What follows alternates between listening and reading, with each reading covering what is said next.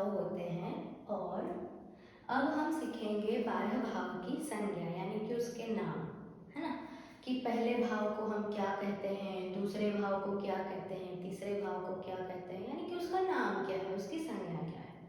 ठीक है, तो सबसे पहले पहले भाव को हम कहेंगे, पहले भाव का नाम है लग्न। पहले भाव को लग्न कहते हैं, है ना।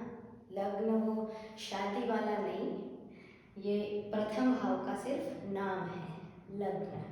ठीक है, उसकी दूसरा नाम है तनु। ठीक है, पहले भाव को लग्न कहते हैं, तनु कहते हैं, देह कहते हैं, मूर्ति कहते हैं, कल्प कहते हैं, उदय कहते हैं।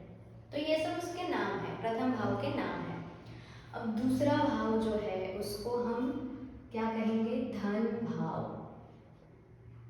है ना। दूसरे भाव को हम धन भाव कहेंगे। ठीक इसी तरह तीसरे भाव को हम क्या कहेंगे, पराक्रम। ठीक है, चतुर्थ भाव का नाम है सुख। ठीक है, पंचम भाव का सूत, छठे भाव का रिपु, शत्रु, रोग इत्यादि नाम है। सप्तम भाव का नाम है कलत्र। कलत्र यानी कि जीवन साथी।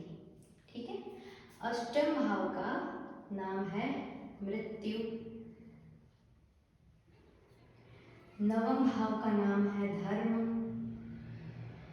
भाग्य। दसम भाव का कर्म। ये इसके नाम है, संज्ञाएं हैं। एकादश भाव का आय और द्वादश भाव का व्यय। ठीक है, तो ये 12 भाव के नाम है, संज्ञाएं हैं।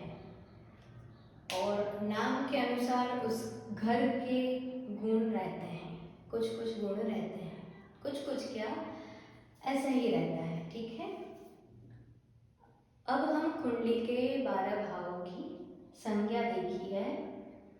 अब केंद्र आदि जो नाम रहते हैं, है ना, कुंडली में केंद्र स्थान में स्थित ग्रह क्या फल देगा, तो पुस्तक में लिखा होगा कि केंद्र में मंगल बैठा है। तो केंद्र यानी क्या, तो केंद्र का मतलब हुआ पहला, चौथा, सातवां और 10वां, है ना।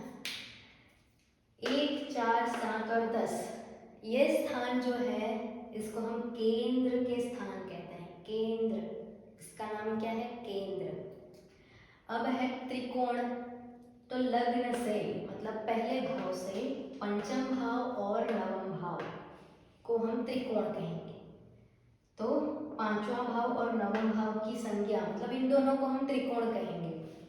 ठीक है, हमें कहना है किसी ग्रह के बारे में जो कि पंचम में भी हो और नवम में भी हो तो उसका फल समान रहता है, तो हमें पंचम नवम बोलने की जरूरत नहीं है, हम त्रिकोण शब्द का उपयोग कर सकते हैं। ठीक उसी तरह से पणफर संज्ञा होती है। पणफर एक नाम है, संज्ञा है, तो वो दूसरे भाव की, पंचम भाव की, अष्टम भाव की और 11वें भाव की संज्ञा या नाम क्या है, पणफर। ठीक है, तो इन भाव के विषय में अगर आपको बात करनी है तो आप इन भावों को ना लिख करके आप पणफर इतना भी लिख सकते हैं। ठीक है, उसके बाद है आपोक्लिम। आपोक्लिम नाम या संज्ञा किसकी है, आपोक्लिम संज्ञा है 3, 6, 9, 12। 3, 6, 9, 12 नाम किसका है, आपोक्लिम का। ठीक है, अब है त्रिक। त्रिक नाम है छठे और 8वें भाव का और 12, 6, 8, 12 इसको हम त्रिक भाव कहते हैं, त्रिक स्थान कहते हैं। ठीक है, तो इस प्रकार से कुंडली के 12 भाव के अलग अलग नाम भी हैं और उनकी संज्ञाएं भी हैं। ठीक है, अब इससे ज़्यादा मतलब इससे अतिरिक्त कुछ है कि जैसे कि ये पहला भाव है, पहले भाव से सप्तम भाव तक, यानी कि अगर हम कुंडली के 2 हिस्से करते हैं तो इस तरफ वाला हिस्सा है ना, इस तरफ वाला हिस्सा होगा अदृश्य खंड, इसको हम कहेंगे अदृश्य खंड। और सप्तम भाव से प्रथम भाव तक, यानी कि इस तरफ वाला हिस्सा हो गया दृश्य खंड, है ना। यह है अदृश्य खंड, यह दृश्य खंड। ठीक, अब क्या है, अब दसम भाव से चतुर्थ भाव तक, मतलब हमें ऐसे 2 हिस्से करने हैं कुंडली के। तो ऊपर वाला जो हिस्सा है दसम भाव से चतुर्थ भाव, ये हो गया पूर्वार्ध। ठीक है, दसम भाव से चतुर्थ भाव हो गया पूर्वार्ध, और चतुर्थ भाव से दसम भाव ये वाला हो गया पश्चिमार्ध या अस्त, है ना। ये पूर्व है, तो पूर्व से बिल्कुल विपरीत क्या हो सकता है, पश्चिम ही हो सकता है। तो ये पूर्वार्ध है और ये पश्चिमार्ध है।